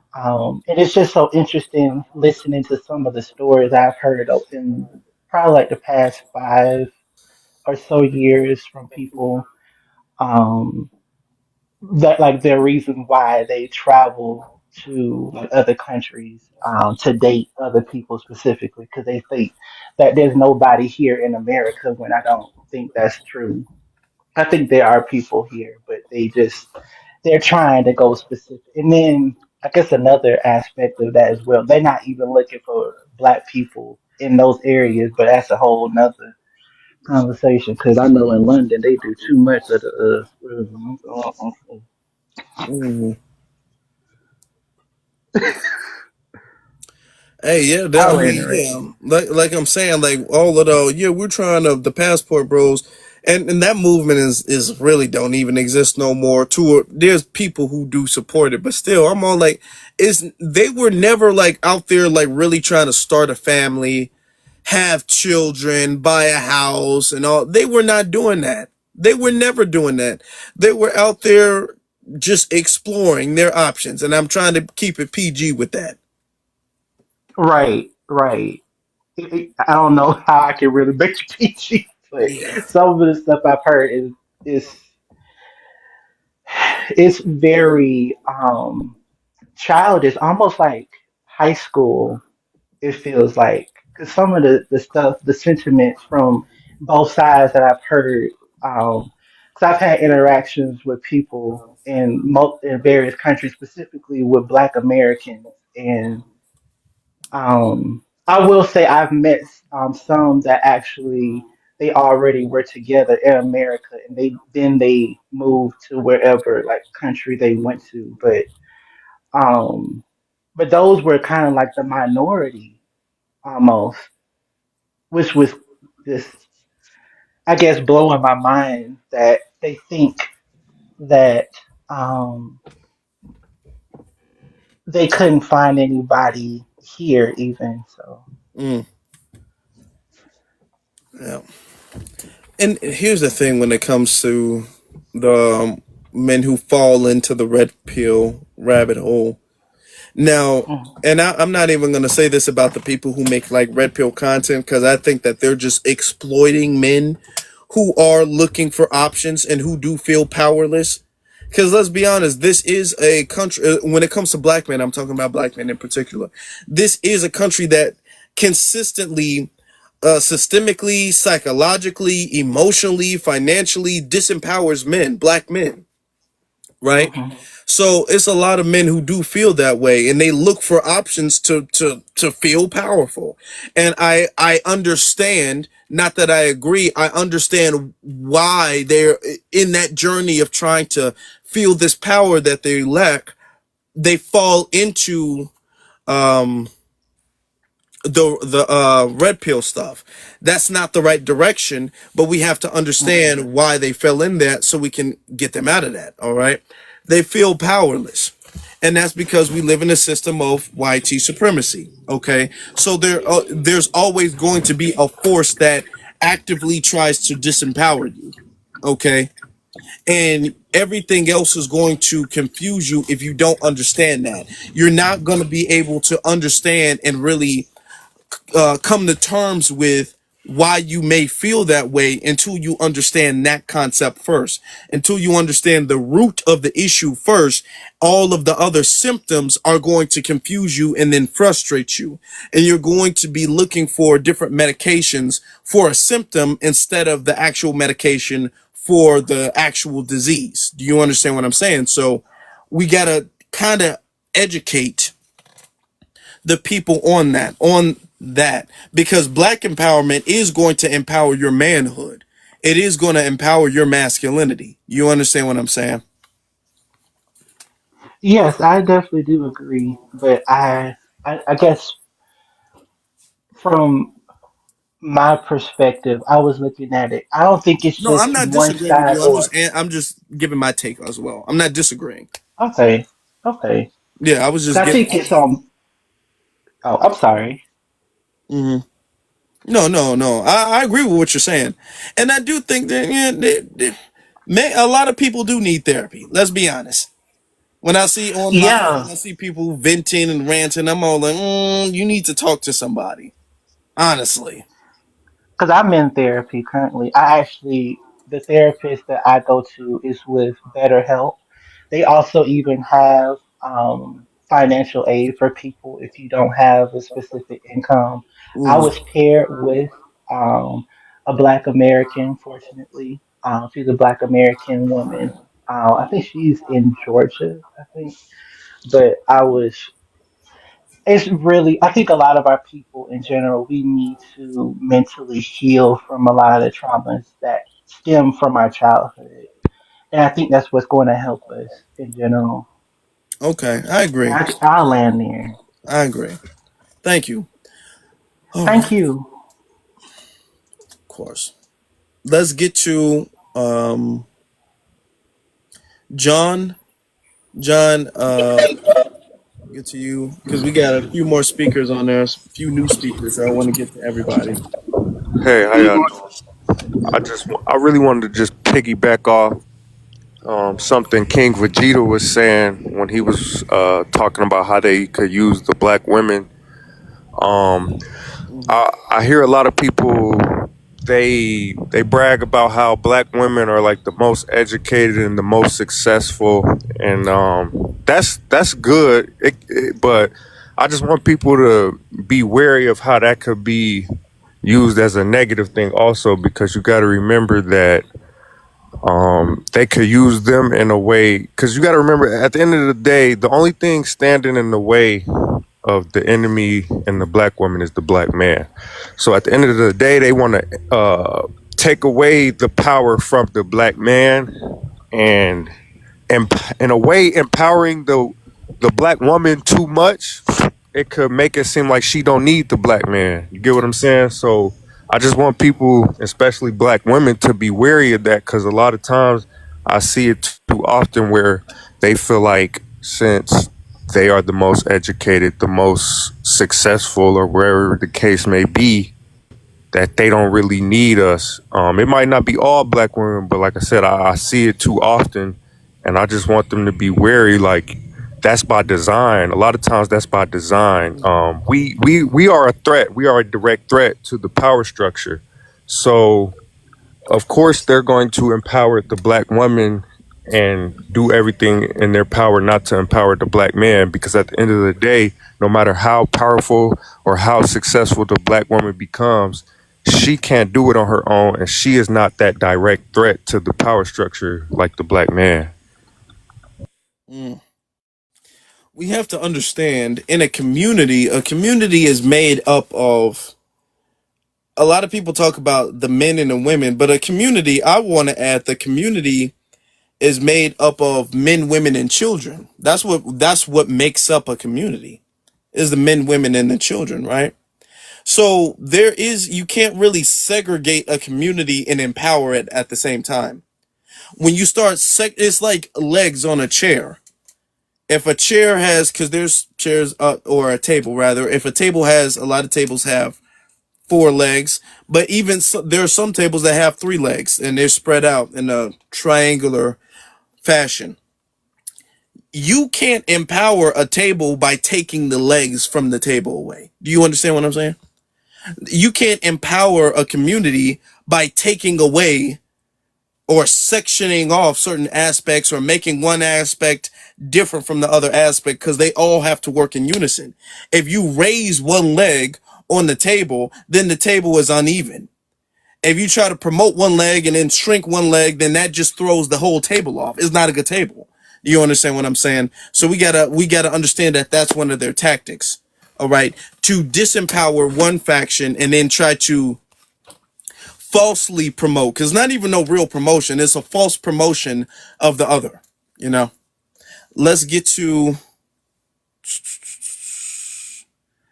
let's, hold on. Yeah, go ahead. Yeah, I mean, first I want to give you props. I think you're a very intelligent brother.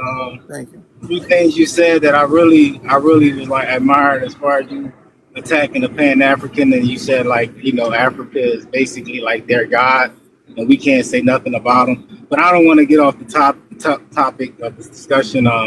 This is how I feel about the red pill community with black men. I think that black men never had a voice to express, our grievances that we have with black women as a whole.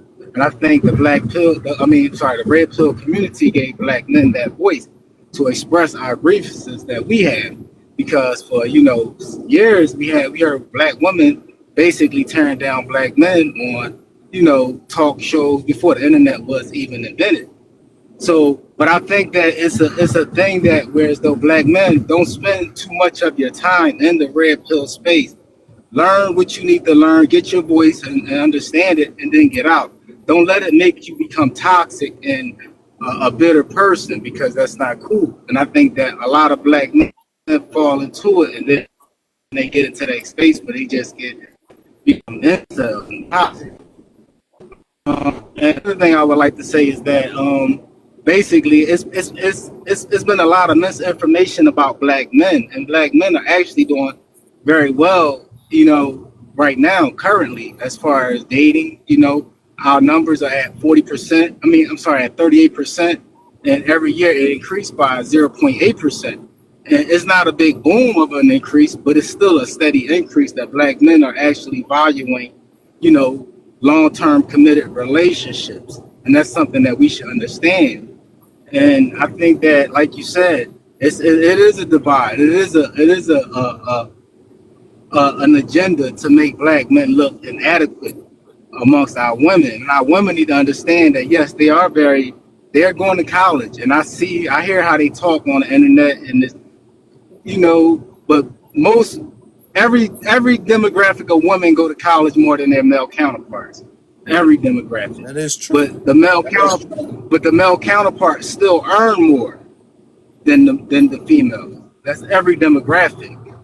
So being, educated, yes, it's a great accomplishment. It builds character to go to school and get that degree. But that's not the end all be all to education and and who you are as a person. So don't let that make you feel like you're better than your male counterparts, because that's every race of woman. And I think that's another tool they use by they promote, oh, black women are so intelligent. Black women are in college more than black men. But that's every demographic. There's nothing, you know what I mean? That's just is what it is. But I'm driving right now, and I just wanted to say that and let y'all understand that, it's a struggle with black men and black women. We both in this together. Yes, our numbers are pretty low as far as relationships and stuff like that, but we got to understand we also face a lot more in this society. So it makes us hard on our relationships to really prosper. But despite that, black men are still trying. We almost at in 2027 they project male marriage rates to be at 40%, and black women is at like 28%. So we got to look at the bigger picture and look at the numbers that black men are at least out here trying, even though that number may have factor in another non-black woman.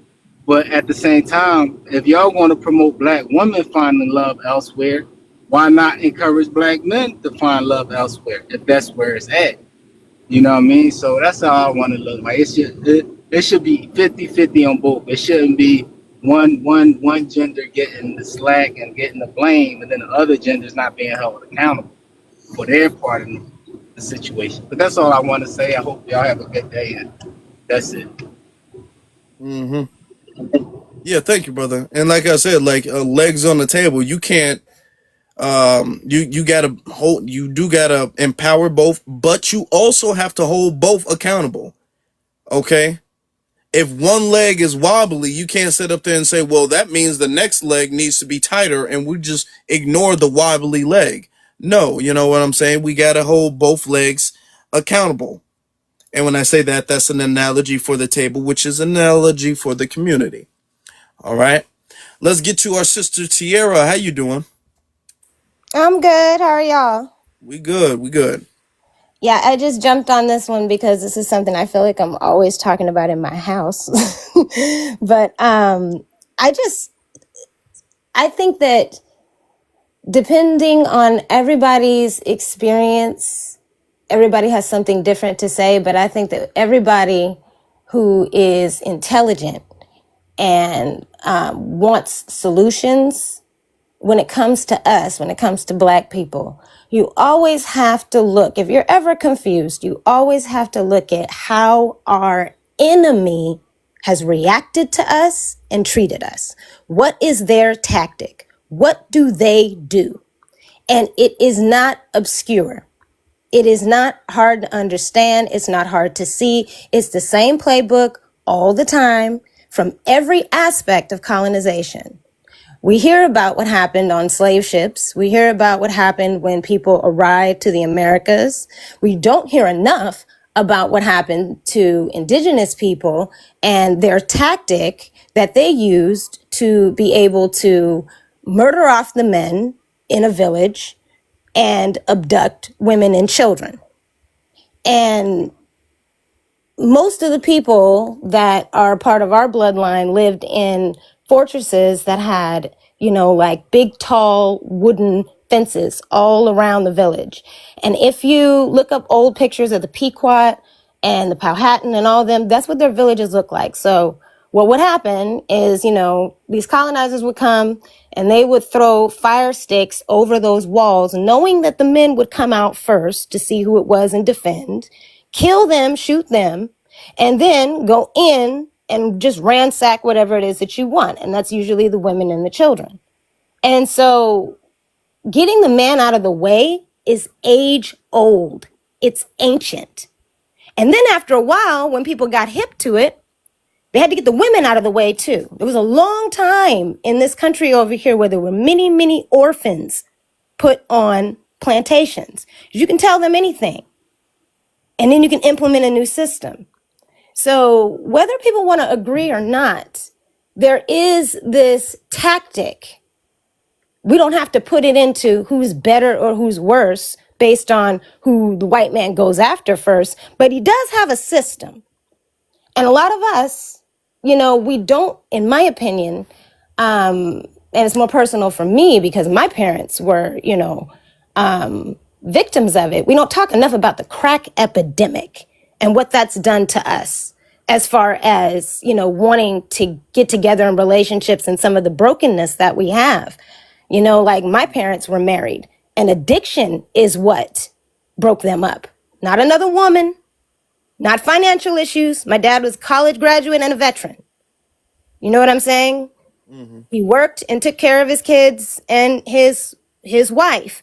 But his father, who served it for this country and got some really nasty skin cancer from, the chemicals of that, he died a very premature death the year before I was born, the year before my parents got married. And he was the patriarch of our family who created generational wealth for us, taking it on from my great grandmother who came up here from Texas. I live in Seattle during the Great Migration and began the seeds of that. So it went from a woman down to her daughter's husband. He took it on. And then when it was about to get passed on again, here comes this drug. Here comes this drug that tore my dad's good sense up, that let my mother leave her children and my grandmother to have to raise us. And so Like this is where we begin. There was no divorce. There was no, interracial dating or any of that in my family until that happened. That's not a coincidence. And so we can go back and forth. We have a lot of hurt, we can go back and forth about what the hurt is, but we can't take our eye off of this attack and how it's evolved. Because now it's getting to the point to where, in my opinion, Black women sometimes can be a bit caught up in what white women's fight is and what their identity struggle is as opposed to ours, for the simple idea of like being career driven to the point of exhaustion, to the point of burnout.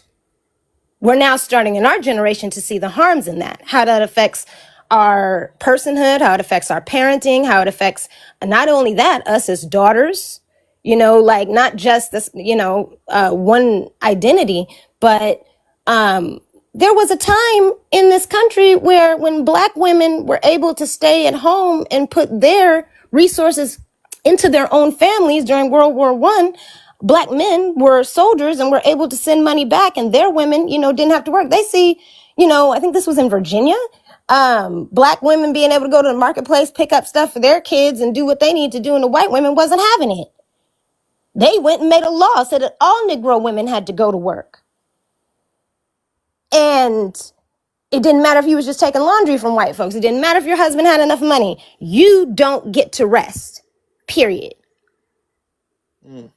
And now it's a situation where if we're going to evolve and we're going to think about things like mental health and we're going to think about balance, we've eaten up some ideas that we do have to sit down and talk about. But I just want to say that the way to do that, the way that I've found to do that through trial and error, is women have to be curious about their men and men have to be curious about their women.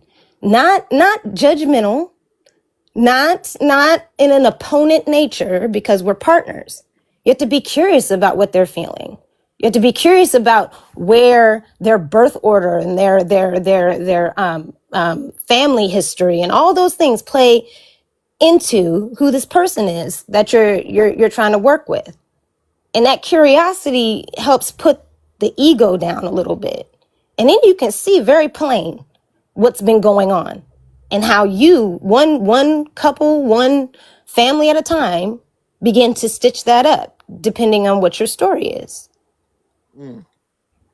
So that's all I wanted to add. That's deep. That was deep. And that's very important that you brought that up, because we have to understand that there are a lot of outside forces and factors that plague the community, and all of those things factor into our relationship situations. We got to deal with stuff that nobody else has to deal with, has ever had to deal with. I mean, I'm talking about from Tulsa, Oklahoma, to land being stolen, eminent domain, neighborhoods being destroyed, all of that. The crack era, all of that. We've had to deal with that. No other community has to deal with that. So, of course, where we are now is going to be different from where other communities are. So that was a powerful example that you brought up. Thank you for that. Unfortunately, I do have to go. I don't have too much time. I do have to take care of something. So I am going to have to wrap things up here. This has been a pretty good conversation. We went on for like maybe an hour and a half. Maybe about an hour and a half. Yeah, it was pretty good though. Yeah. We might have to circle back to this, because I've seen a lot of people in the comments say some things, whether they agreed or disagreed. Some people have requested to come up, and I want them to be able to speak, because I think that this is a very important subject. And this has been a subject that I've been meaning to have for a long time too. So I'm definitely looking forward to maybe having a part 2 to this. And if y'all have some recommendations on the part 2, maybe some different categories on the prompt or anything like that, then y'all can feel free to message me. All right. But shout out to every single last one of you guys.